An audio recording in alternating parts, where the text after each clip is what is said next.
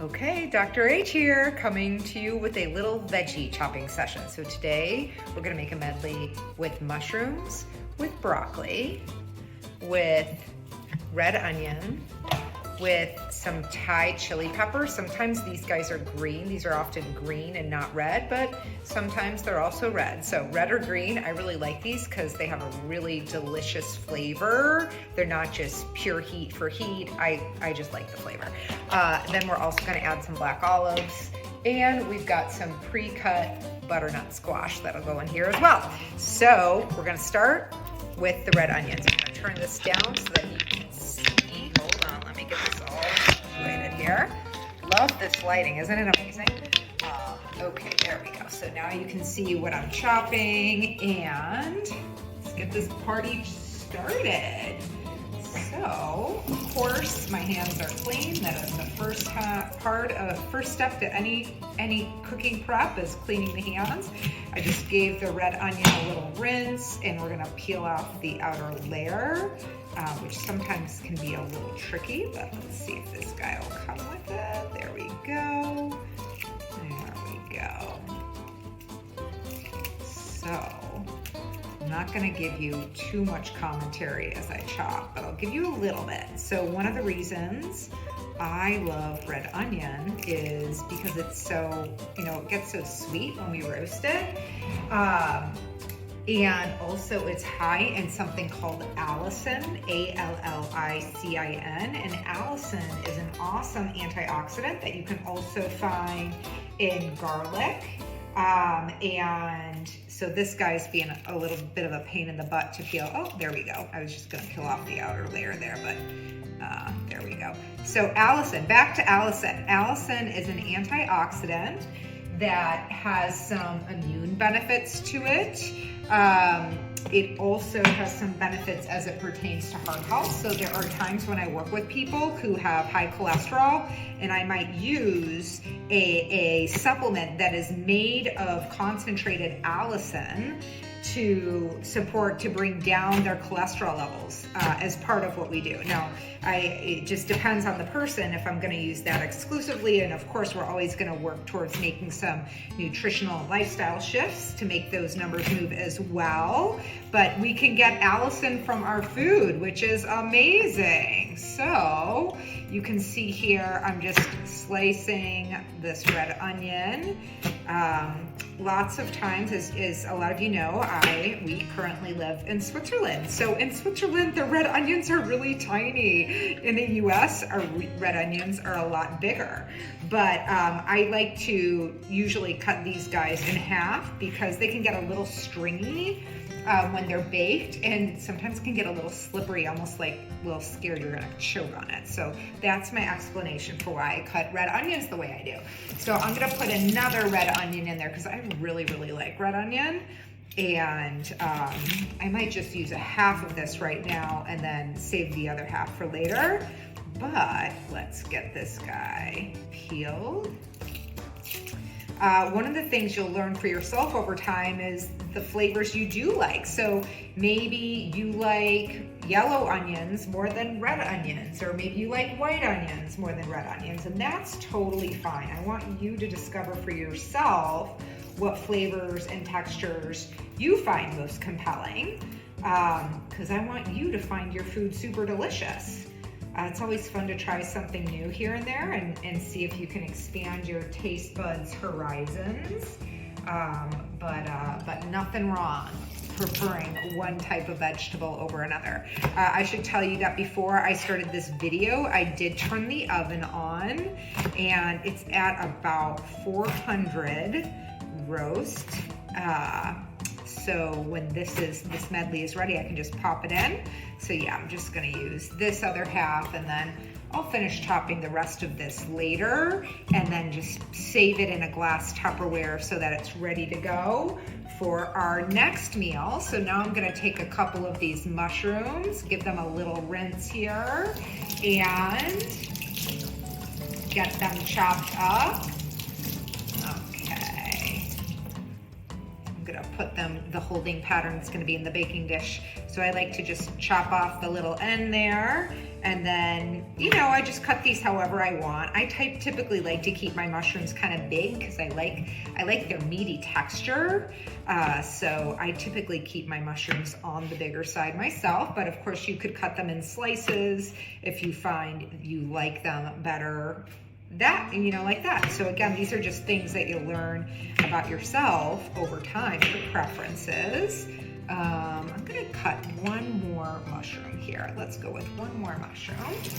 And that's simply because I want a little more. And I also am thinking about for myself as I chop, I'm gonna have some of these for leftovers. So I'm thinking about how much I'll need to make sure I have enough for leftovers. Now we have the main star of the show, our broccoli. So I'm gonna just give this a little rinse. And this is a nice head of broccoli.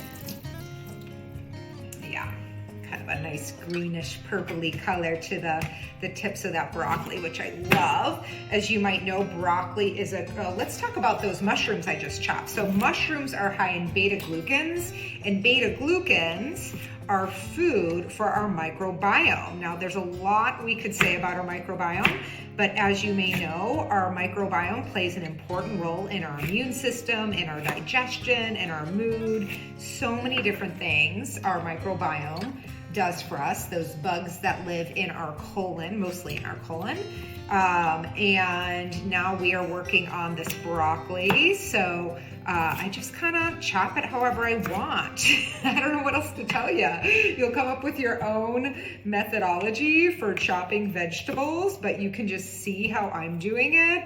I'll cut off a little bit of the bottom, and I do throw those in, and I think about, okay, how much time am I going to be cooking these? If I cut it into smaller pieces, it'll cut a little faster. It'll cook a little faster. So back to talking about the benefits of broccoli. So broccoli is in the family of vegetables called cruciferous vegetables. And cruciferous vegetables include things like Brussels sprouts, cauliflower, bok choy. What am I missing there? Those are some of the, kale. Kale's a cruciferous vegetables. There are a lot of things we love about cruciferous vegetables. These are high in vitamin K, but they're also high in a nutrient called diindolylmethane, and that's the shorthand for that is DIM. And why we love that so much is it plays an important role in our estrogen metabolism. That is one of the many benefits.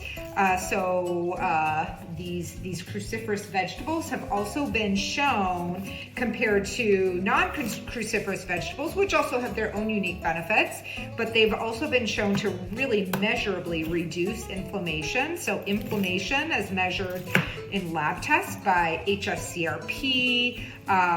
These cruciferous vegetables can really play a meaningful role when we're consuming them consistently in significant quantities. And, in the way of quantities, I want to say the study that really looked at the impact of cruciferous vegetables on inflammation, I want to say that the people who were eating the most were getting, I believe it was 3/4 of a cup a day.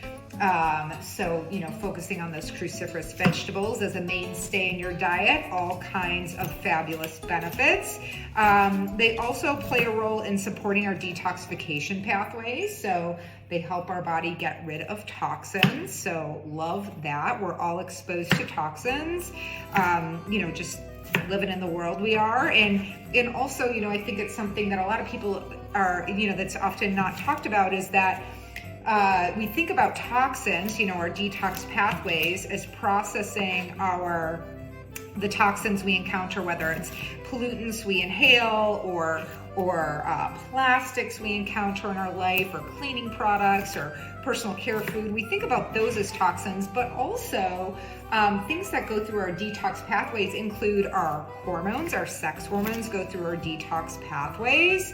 And, just in the very act of making energy, which we do, thank goodness, all day long, we are producing toxic metabolites, which go through those or detox pathways as well. So, so many different ways. You know, we always want to do what we can to reduce our exposure to toxins, but we also want to help our body be able to have, you know, the capacity to remove, eliminate toxins, and cruciferous vegetables are one of the many fabulous ways we can support our body in doing that. So as you can tell, I'm almost done with chopping this broccoli.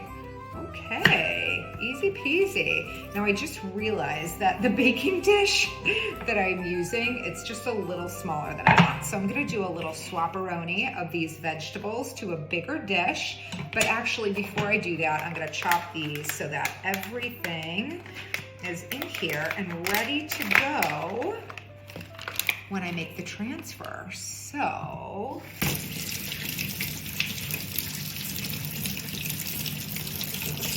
okay, I'm gonna use 3 of these guys. That's gonna be a decent amount of heat.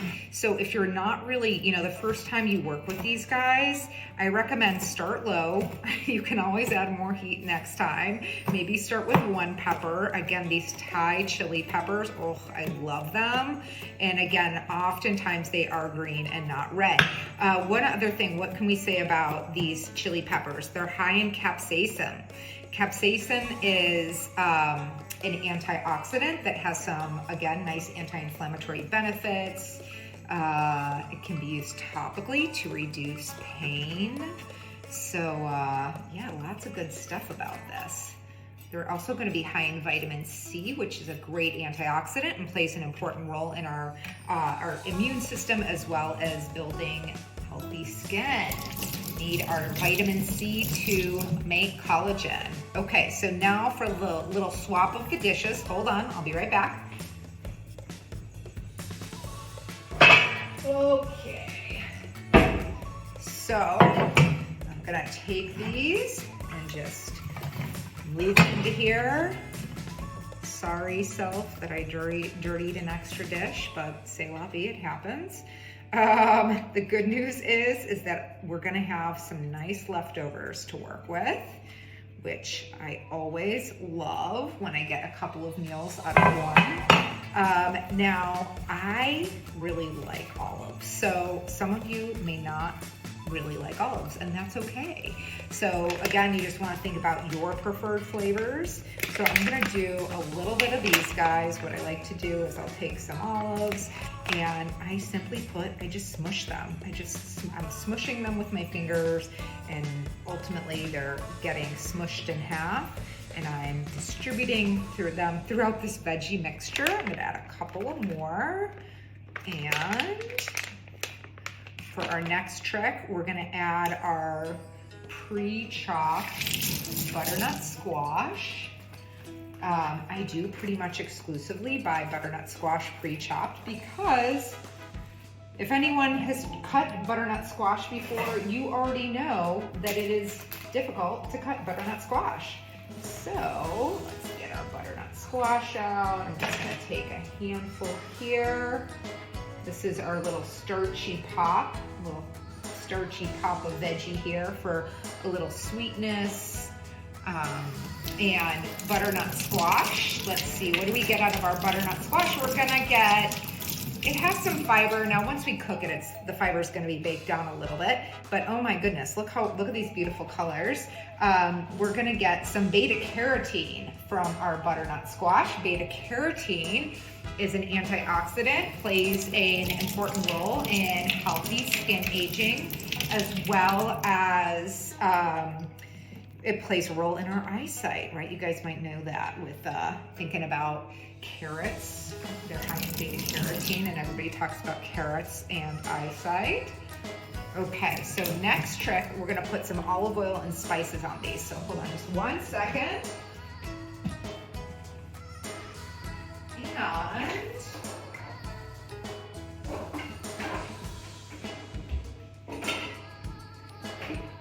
I'm going to be using Vietnamese cinnamon. So I really like Vietnamese cinnamon, again, because it's spicy. So a little Vietnamese cinnamon and some olive oil. So what I do is I just put that Vietnamese cinnamon. If you don't like spice, you could use regular cinnamon. And if you don't like cinnamon, you might use something like a curry powder. Nice antioxidant properties in both of these. Cinnamon is really helpful for stabilizing the blood sugar. So as you can see, I'm very liberal with my olive oil.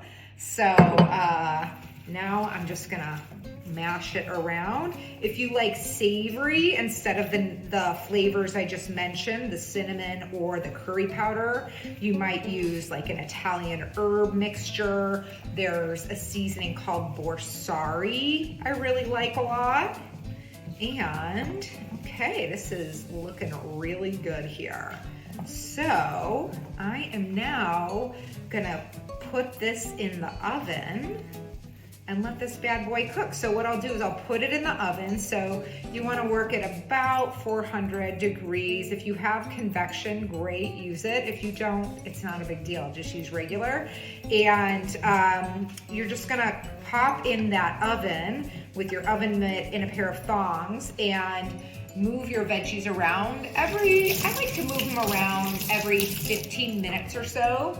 And typically until this is done, this will probably take about, get this eyesight there we go. This will probably take about 40 minutes or so to cook. So loving the lighting in this kitchen. It's really something, it's special, huh? Okay, well, thanks so much for tuning in. I'll take a picture of this when it is done so that you guys can see the finished creation here, and hope this is helpful. There we have it, the finished product. Look at how yummy that is. I will admit I cooked them just a little bit longer than ideal. You can see there's a little bit of the broccoli got a little blackened, but not so bad. And it's still gonna be super duper yummy, delicious. Bon appetit.